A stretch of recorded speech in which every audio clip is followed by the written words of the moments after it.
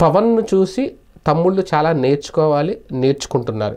ఎందుకంటే పవన్ కళ్యాణ్ ఒక డిప్యూటీ సీఎంగా లేదంటే మంత్రిగా ఒక పిఠాపురం ఎమ్మెల్యేగా ఆయన ప్రవర్తిస్తున్న తీరు లేదంటే ఆయన దూకుడు ఒక రకంగా ప్రజల్లోకి నేరుగా వెళ్ళడం, సమస్యలు తెలుసుకుని ఇమీడియట్గా దాన్ని సాల్వ్ చేసే ప్రయత్నం చేయడం, ఇవన్నీ మిగిలిన ఎమ్మెల్యేలు చేయొచ్చు, ఈ మిగిలిన మంత్రులు చేయొచ్చు. 24 మంది మంత్రులు ఉన్నారు.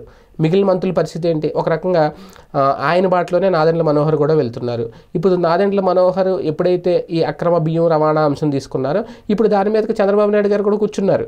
ఆయన కూడా ఇప్పుడు వెళ్ళి గోదాములు తనిఖీ చేశారు, రైతులు ధాన్యం బస్తాలు తనిఖీ చేశారు, చిరిగిపోయిన బస్తాలు ఇస్తున్నారు మీరు అని ఆగ్రహం వ్యక్తం చేశారు. అక్కడ ధాన్యానికి సంబంధించి ధాన్యం కొనుగోలు కేంద్రాలు అంటే ఒక రకంగా జనసేన పార్టీకి సంబంధించిన యాక్టివిటీసు జనసేన పార్టీ మంత్రులు చేస్తున్న యాక్టివిటీస్కి వాళ్ళ వెనకాల ఫాలో అవ్వాల్సిన పరిస్థితి వచ్చింది.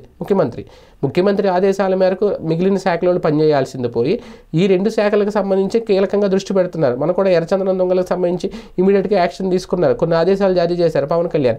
అంటే జనసేనలో ఉన్న మంత్రులు తమ శాఖలకు సంబంధించి చాలా హానెస్ట్గా పనిచేస్తున్నారని చెప్పాలి. మరి మిగిలిన శాఖలు ఓకే అక్కడ కొన్నే ఉండొచ్చు, మిగిలిన శాఖలన్నీ తెలుగుదేశం పార్టీలో ఉన్నాయి కదా. ఇప్పుడు వాళ్ళందరూ ఎందుకు సైలెంట్ అయిపోయారు? ఒక రకంగా పవన్ కళ్యాణ్ అంటే ఆయన ఇండివిజువల్ పార్టీ కాబట్టి ఆయనకి గీతలు ఏమీ ఉండవు, ఆయన ఎలాగైనా వెళ్ళొచ్చు. తెలుగుదేశం పార్టీలు అలాగుండదు, ఏం చేయాలన్నా మళ్ళీ ఒక పర్మిషన్ తీసుకోవాలి, పార్టీకి ఒక గీత ఉంటుంది, ఆ గీత దాటాలి. అందుకు చేయలేకపోతున్నావు అనేది కొంతమంది చెబుతున్నమాట. కానీ ఇక్కడ రేపొద్దున ప్రజలు అవన్నీ గమనించరు కదా.